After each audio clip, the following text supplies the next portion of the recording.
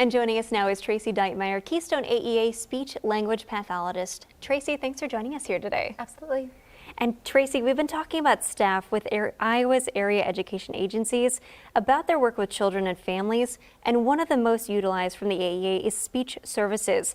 Tell us how AEA speech language pathologists support families and school staff. Yeah, I would love to. So as a speech language pathologist for the AEA, I get to work with lots of families and lots of kids.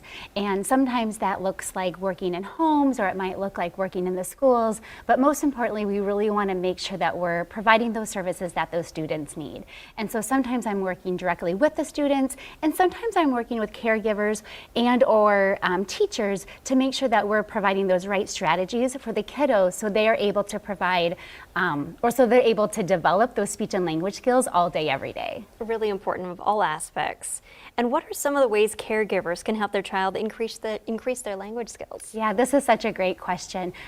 Speech and language develops really just throughout the day in those meaningful environments and those meaningful connections that you have with your kids. So a couple things come to mind. One might be the adult is just describing what they are doing. So it's time to feed the dog, and they are saying, oh, we're going to put the food in the bowl, or oh, the puppy is so excited. So the adult is describing what they are doing or what they are seeing.